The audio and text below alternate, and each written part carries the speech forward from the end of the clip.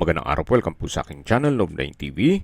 Patalasasan po, meron po ba kayong mga properties na napapabayaan or non-performing assets? Plan nyo ibenta, pero wala kayong oras sa pagbenta nito.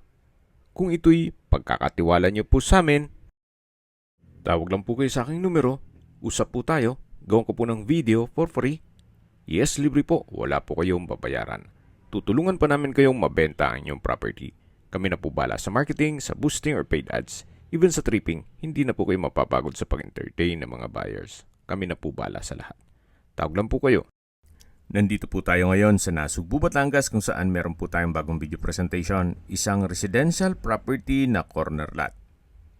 May lot area po ito na 500 square meters. Titulado, buhay po ang may-ari, kaya wala po kayong maging problema sa documentation o sa transfer ng title.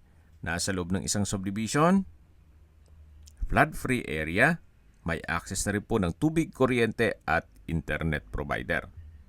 Napaganda po nito, malapit po sa lahat, gaya ng mga business establishments at government offices, pati po beach resorts.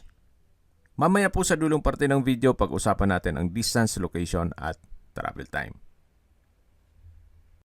Sa ngayon po, may mga nakatanim dito sa loob ng property, gaya ng saging, mangga, at may sampalok, at kung ano-ano pa. Patag na patag naman po ang lupa, kaya usable po lahat. Yan po, tunghayan niyo po. Maaliwalas naman po ang lugar. At kung sakali man na gusto nyong tumira sa isang malapit sa dagat, well, ito na po yung hinahanap nyo. Ito po yung corner side. Malapad naman po itong concrete roads. At paglabas nyo po ng subdivision ay yung highway na. Kaya accessible din po ito ng public transportation. At habang pinagmamasdan nyo po itong kapaligiran, pag-usapan na natin ang distance, location at travel time. Mula po sa beach resort o sa port ng Nasugbu, ang distance is 3.3 kilometers at ang travel time is 11 minutes. Actually, pwede pong lakarin para mag-exercise na rin kayo sa beachfront. At mula naman po sa bayan ng Nasugbu, ang distance is 1.7 kilometers at ang travel time is 7 minutes. Kompleto na po doon gaya ng public market, groceries, convenience store, remittance center, banks, schools, church at hospital. Yan po yung lagi kong binabanggit sa inyo na dapat niyo i-consider sa paghanap ng property ay yung meron pong malapit na hospital. Hindi ko naman po sinasabing sakitin kayo. Yan naman po for emergency purpose lang naman. At mula naman po sa Welcome Arc ng Nasugbu, ang distance is 39.9 kilometers at ang travel time is 43 minutes. Mula naman po sa Twin Lakes, ang distance is 33.8 kilometers at ang travel time is 46 minutes. Mula naman po sa Tagaytay, ang distance is 47.6 kilometers at ang travel time is 1 hour and 14 minutes.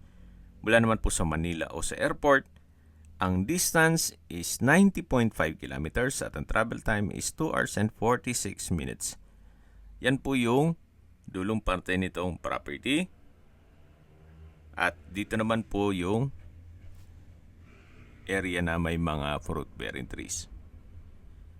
Okay, sa mga nag-skip ng video, summarize ko lang po, ito pong property ay nasa isang subdivision dito sa Nasugbu, Batangas. May total lot area na 500 square meters at ito'y titulado. Binebenta po ito ni owner sa halagang 6,500 pesos per square meter. Kung may mga katanungan po kayo, tawag lang po kayo sa aking numero. At sa mga kababayan naman natin nasa ibang bansa, meron po akong WhatsApp, Viber, Telegram at Signal. Same number lang po, 0917-316-3399. Sa mga nagtatanong naman po ng aming Facebook, meron po aming Facebook page na Nov9 TV at Facebook Real Video. Meron din pong TikTok at Instagram. May ibang YouTube channel po kami, the Nov9 TV channel, Nov9 TV listings, Nov9 TV on the spot, Nov9 TV updates, at Nov9 TV house rental. Sana po naibigyan nyo ang video presentation. Paki-like and subscribe na lang po sa aking channel para ma-update din po kayo sa aking future listings.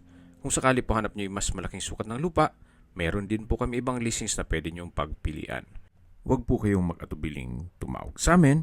Then, let us know your budget para malaman namin kung anong property pwede naming ilog sa inyo. Sa lahat pong viewers, subscriber at nagtiwala po sa amin, salamat po sa suporta. Ingat po kayo lagi at yung pamilya. Maraming salamat po.